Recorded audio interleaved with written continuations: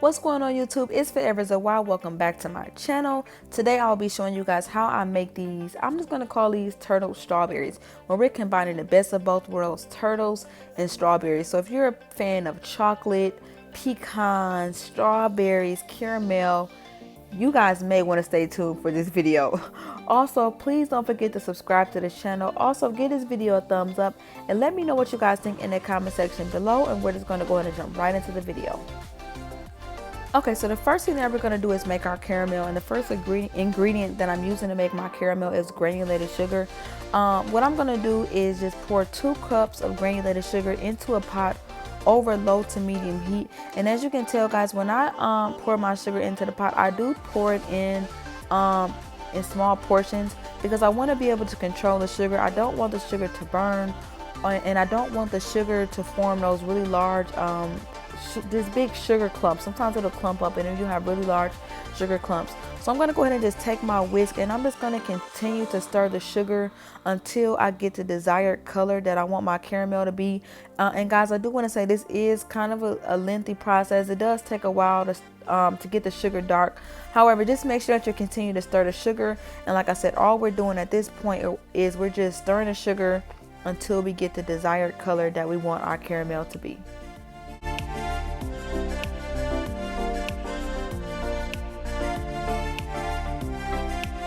Also, guys, I forgot to add, while stirring in your sugar, you also want to make sure that you're stirring it until the sugar is completely melted. So you want to make sure your sugar is almost at a liquid form.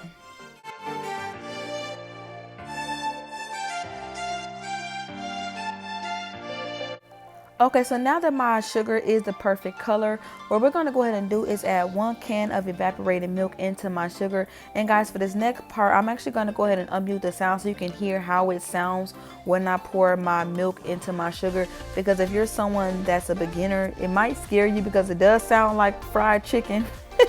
So for this step, all I'm doing is pouring in 1 can of evaporated milk into my sugar, and I'll let you guys hear how it sounds. This sugar is gonna sizzle really bad, and it's gonna bubble, so be very careful when you're doing this part. So I'm gonna actually just try to pour it in little by little because I know how it's gonna react. As you can see, keep on stirring.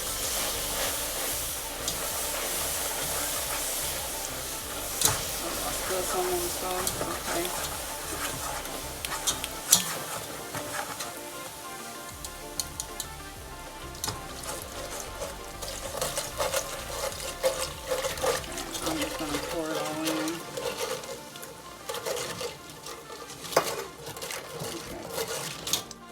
Okay, and I just wanted to add that if you don't have evaporated milk, you are able to use heavy whipping cream with this recipe. I just did not have any, so that's why I use the evaporated milk.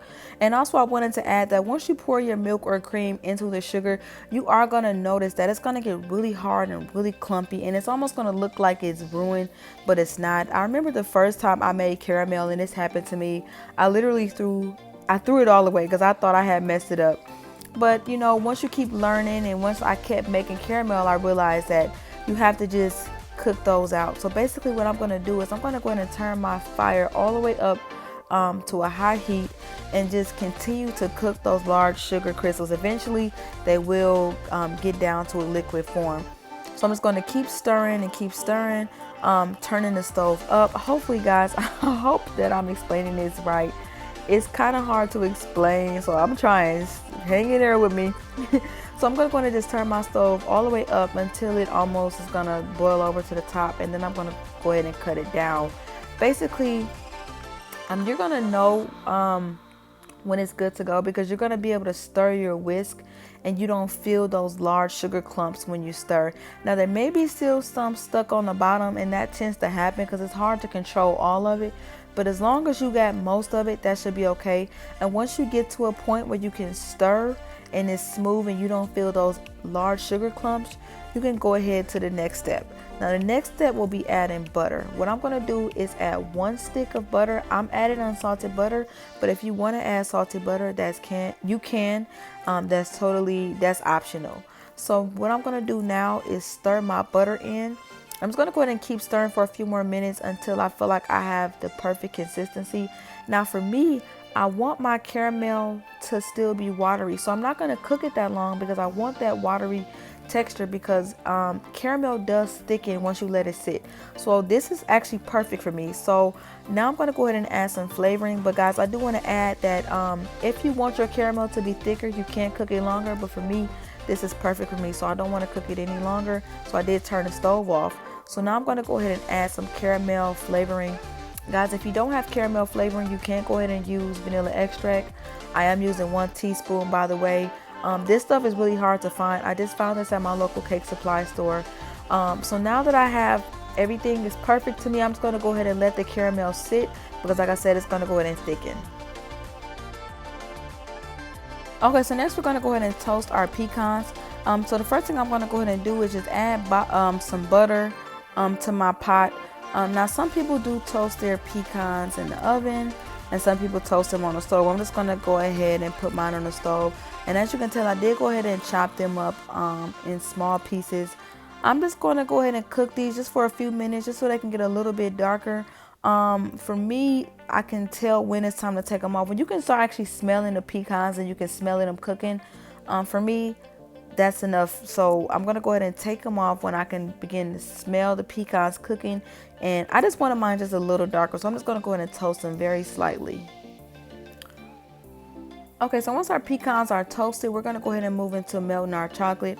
I'm just using milk chocolate chips. This is the same chocolate that I always use. I'm just going to go ahead and pour that into a microwavable bowl.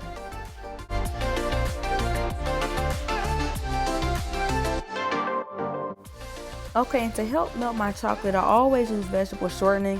What I'm just going to do is add 2 spoonfuls of vegetable shortening to my chocolate, and I'm just going to go ahead and pop it in the microwave for 30 seconds. This is how it looks after being in the microwave for 30 seconds. I'm just going to go ahead and stir it up, then I'm just going to go ahead and pop it in the microwave for another 30 seconds. And this is how it looks after coming out the microwave for a second time, so in total 60 seconds. Now I'm going to go ahead and take a sheet of parchment paper.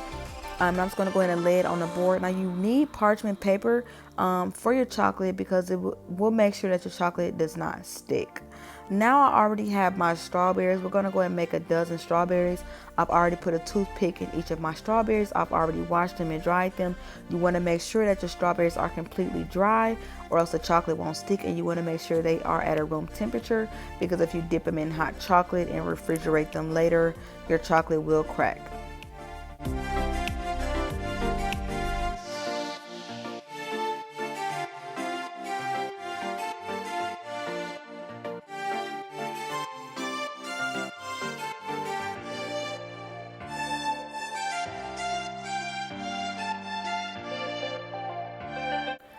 Okay, so now we're going to just dip our strawberries.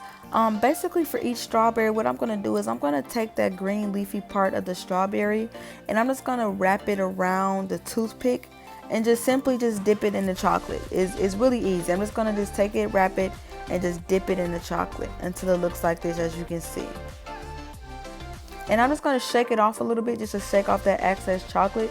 And once I've dipped that chocolate once I've dipped the strawberry into the chocolate, basically just gonna take those pecans and sprinkle them over the chocolate.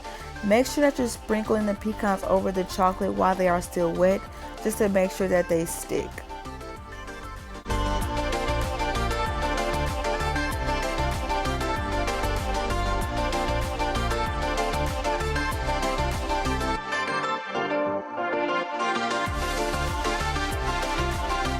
Okay guys, now I'm just going to repeat the same exact process for the rest of the strawberries.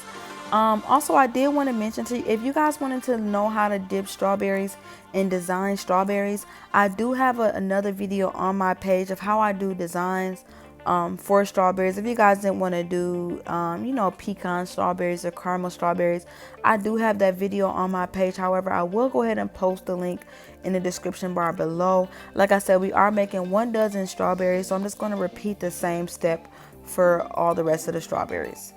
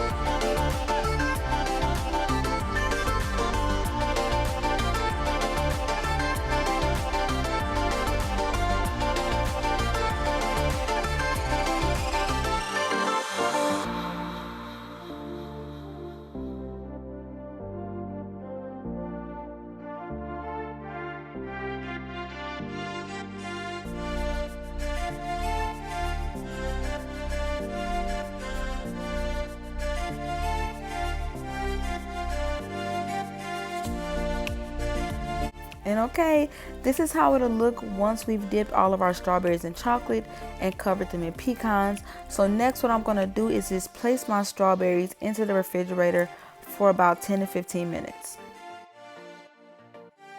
Okay, so this is how my caramel looks after I've had it sitting for about 20 to 30 minutes.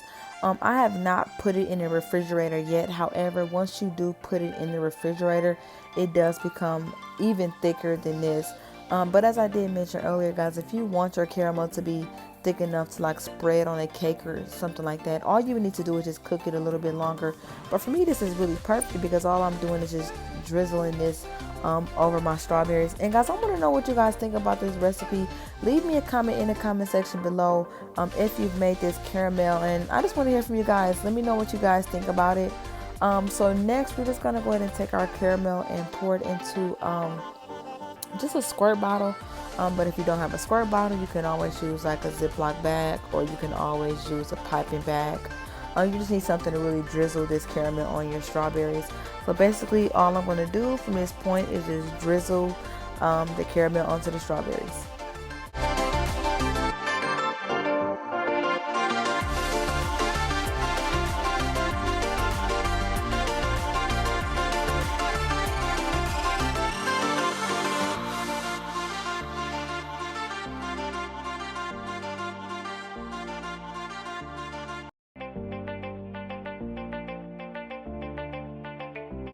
And when I tell you guys, these strawberries are just as good as they look, believe me, like these strawberries are really, really good. Okay, so now after I've done drizzling all the caramel onto the strawberries, as you can tell, I just added a little bit more caramel. I'm just gonna go ahead and take each of these strawberries and just gonna go ahead and put these into my cupcake liners. Actually mini cupcake liners, because I did have someone on Facebook asking about that. So these are just mini cupcake liners.